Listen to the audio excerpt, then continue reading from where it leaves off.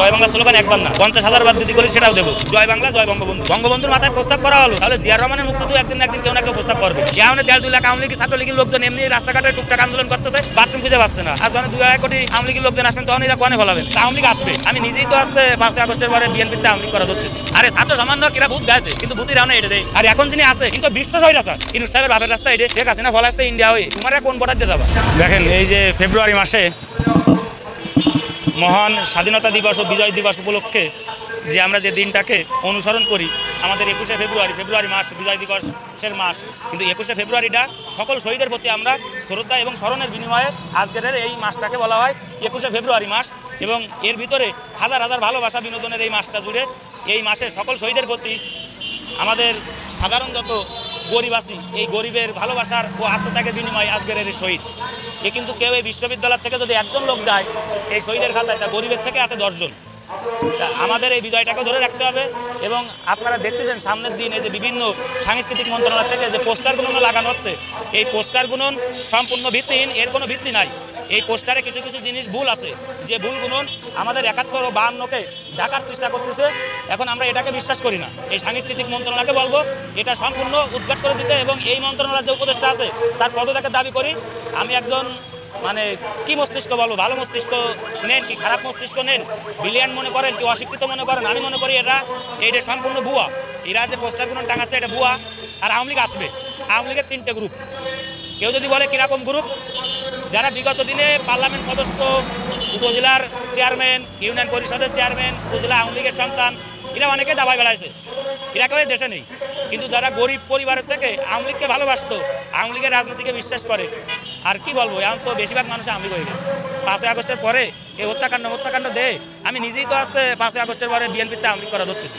কারণ আমার নিজেদের একটা গৌরব। কারণ আমি যখন দেখেছি শেখ সাহেবের মাথায় প্রস্তাব করেছে, তখন আমি এটা বুঝতে পারছি যে তাহলে আমারও জিয়া রহমানের মাথায় প্রস্তাব করবে বাঙালি। যখন 32 নম্বরে আগুন দিয়েছে তখন আমি বুঝতে পারছি যে ওই জিয়া রহমান সাহেবের মাথাটারও ক্ষুণ্ণ করা হবে। তাই এটা আমরা সাধারণ যারা নাগরিক, আমরা বাঙালি যারা আমাদের জাতীয় নেতৃবৃন্দদেরকে যারা ভালোবাসি, জাতীয় নেতৃবৃন্দদেরকে যারা শ্রদ্ধা করে আমরা আগামী দিনের পথ দেখার স্বপ্ন দেখি, তাদের মাথায় এইটুকুখানি আছে যে 32 যখন আগুন দিলে তাই একদিন জিয়া রহমানের ওই বিটে বাড়িতে আগুন দিতে পারে। যখন বঙ্গবন্ধুর মাথায় প্রস্তাব করা হলো, তাহলে জিয়া রহমানের মুক্তি তো একদিন কেউ না কেউ প্রস্তাব করবে। তাই এই নিন্দাটা নিয়ে আমি বিএনপিকে বলবো, তারেক রহমানকে বলবো, এবং বিএনপির যে 4-5 উপদেষ্টা আছে, সাবেক ছাত্রলীগের নেতৃবৃন্দ ফজলুল সাহেবকেও বলবো যে আপনি একজন বিগ পলিটিশিয়ান, আপনি এই জিনিসটা নিয়ে তারেক রহমানের সঙ্গে কথা বলেন। কারণ এটা যদি কথা না বলেন, আমাদের এই জাতীয় নেতৃবৃন্দর মাথায় প্রস্তাব করা এটা কিন্তু চারটেখানি কথা না, এবং এটা আমরা মানতে পারতেছি না। আমরা গরিব যারা আছে আমরা মানতে পারতেছি না। জয় বাংলা স্লোগান একবার না 50,000 বার যদি করি সেটাও দেবো তাদের জন্য, এই বাঙালির জন্য না, কিন্তু ওই বাঙালির জন্য, 7 কোটি বাঙালির জন্য আমাদের ওই স্লোগানটা ছিল জয় বাংলা জয় বঙ্গবন্ধু। এটা জিয়া রহমানও দিছে, এটা অন্য নেতৃবৃন্দরাও দিছে, খালি আপনি না আমি না, সমগ্র বাঙালির স্লোগান ছিল। এই যে জামাত শিবির যে কথাবার্তা বলতেছে, এরা তো প্রকৃত মুসলিম লীগের সদস্য। এখন এই মুসলিম লীগটা কিসের জন্য ভাঙ্গা হলে, এটা অনেকেই জানে শুনে মনে করেন আমাদের সামনে ধোঁকাবাজি করে। এটা তো ছিল বাংলাদেশ আওয়ামী লীগ ছিল আগে মুসলিম লীগ, সেখান থেকে ভাঙ্গা হলে আওয়ামী মুসলিম লীগ। এখন হিন্দু বৌদ্ধ খ্রিস্টান সকল ধর্মীয় লোকের একটাই দল ছিল, সেটা হচ্ছে আওয়ামী মুসলিম লীগ। এখন হিন্দু মানুষ যারা, বৌদ্ধ মানুষ যারা, খ্রিস্টান ধর্মীয় যারা, তারা একটু সংকোচবোধ মনে করতো যে আমরা হিন্দু মানুষ হয়ে কেন আমরা মুসলিম লীগ একটা সংগঠনের সাথে জড়িত থাকবো।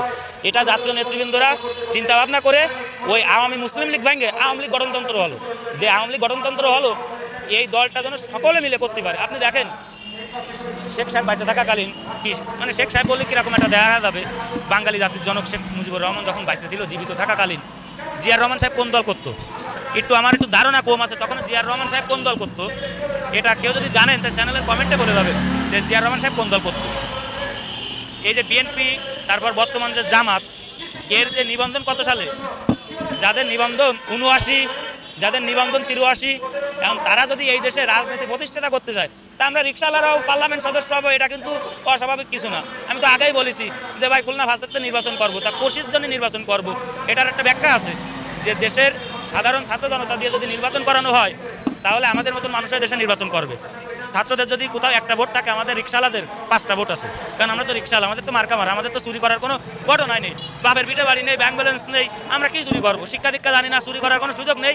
আর যদি চুরি করি, আপনারা ওই সময় বলতে পারবেন যেহেতু রিক্সাওয়ালাতে এমপি হলে বাপের তো কিছু ছিল না, এখন এত কোটি টাকা করতে পারলো, আপনারা বলতে পারবেন। কিন্তু এই যে বাপের 2-5 কোটি টাকা অর্থবিত্ত আছে, তারপরে এমপি হয়ে যাওয়ার পরে হাজার হাজার কোটি টাকার মালিক, আর তখন ওই পূর্বপুরুষের যে অর্থ আছে ওই অর্থ ধরে টান দেবে যে আমি এতদিন ব্যবসা করে এই করেছি।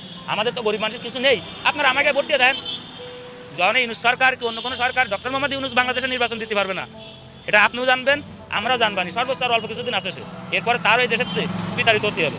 দেন এতদিন আমরা সারে জলম কয়ে আসতেছি, আমি তো 23 বছর কয়ে আসতেছি যে শেখ হাসিনার কালোয়াত ভেঙে দাও গুড়িয়ে দাও, খালেদা জিয়ার কালোয়াত ভেঙে দাও গুড়িয়ে দাও। তা আমরা সমগ্র বাঙালি ডক্টর ইউনূসের হাত এবং পা দুটোই দাবি করবানি আর কিছুদিন পরে। দেশের গরিব যদি না খায় মরে, তা আমরা নোবেল বিজয় দিয়ে কি আর হুঙ্গাই দেবো? নোবেল বিজয় আমরা কি করতে হবে? নোবেল মাথায় দিতে হবে না গায়ে হতে হবে? নোবেল তো ইউনূসের গলায় দিয়ে দিয়েছে বারাক ওবামা তো 6 সালে, এখন সেই নোবেল নিয়ে আমাকে 24 সালে মানুষ না খেয়ে মরতেছে। আজকের সমস্ত দেশ রাস্তাঘাট সব ব্লক করে করে ছাত্রছাত্রীরা ট্রাফিকের দায়িত্ব পালন করতেছে। কি ট্রাফিকের দায়িত্ব পালন করতেছে? একটা মেয়ে মুই মাস্ক দিয়ে সে খালি রিক্সাটা রেখে যাচ্ছে, একটা ছেলে মুই মাস্ক দিয়ে রিক্সাটা রেখে যাচ্ছে।